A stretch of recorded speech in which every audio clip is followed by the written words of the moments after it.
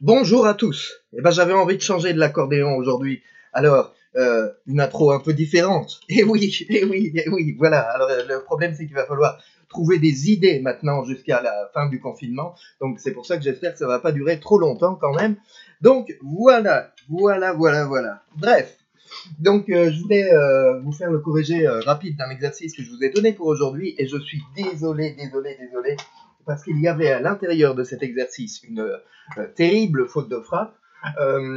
Donc c'était le premier exercice en fait d'application de la notion de multiplicité et on vous demandait de montrer dans cet exercice 1 que vous aviez à faire pour aujourd'hui que 1, le nombre réel 1, est racine de multiplicité non pas 3 mais 4 du polynôme P qui était donné dans l'énoncé, donc x à la puissance 5, etc. Donc en fait, vous avez dû vous en rendre compte parce que pour arriver à prouver de toute manière ce qu'il y avait dans l'énoncé, il s'agissait de calculer les premières dérivées, alors donc de calculer P de 1, P' de 1, P seconde de 1. Une fois qu'on a calculé donc P de 1, P' de 1, P seconde de 1, donc ça se fait simplement en calculant itérativement les dérivées du polynôme P et puis en évaluant 1 à chaque fois, et qu'on a vérifié que P de 1 égale 0, P' de 1 égale 0, P seconde de 1 égale 0. Si on s'arrête ici, on peut juste dire que 1 est racine du polynôme P de multiplicité au moins 3.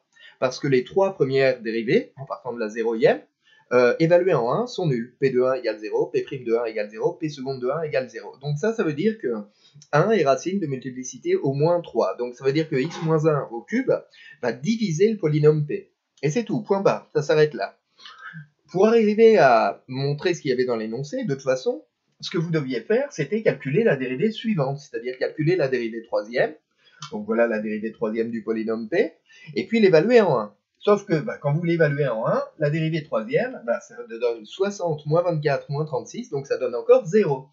Donc conclusion, une fois qu'on est arrivé ici, une fois qu'on est arrivé à montrer que la dérivée troisième en 1 est égale à 0, on a montré que 1 est racine de multiplicité au moins 4, et donc en tout cas plus 3. Donc ça veut dire que x moins 1 à la puissance 4 divise le polynôme P. Et c'est toujours pareil, si on s'arrête ici, on peut juste dire ceci. Évidemment, alors on peut continuer quand même pour voir ce qui se passe.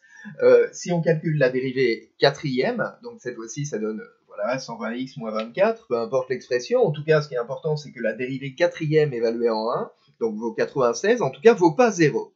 Et donc dire que ça ne vaut pas 0, cette fois-ci, ça permet d'affirmer que 1 est racine du polynôme P de multiplicité exactement égale à 4, ce qui veut dire que non seulement x moins 1 à la puissance 4 va diviser le polynôme P, mais x moins 1 à la puissance 5 ne va plus diviser le polynôme P, c'est-à-dire que 4, c'est la plus grande puissance de x moins 1 qui divise le polynôme P.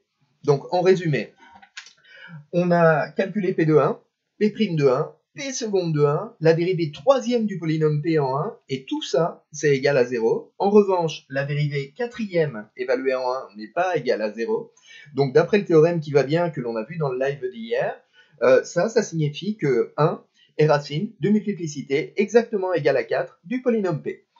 Et donc voilà pour ce petit exercice. Donc j'espère que vous avez compris la correction. Encore désolé pour l'erreur qu'il y avait dans l'énoncé. Je tâcherai de plus laisser passer ce genre de choses.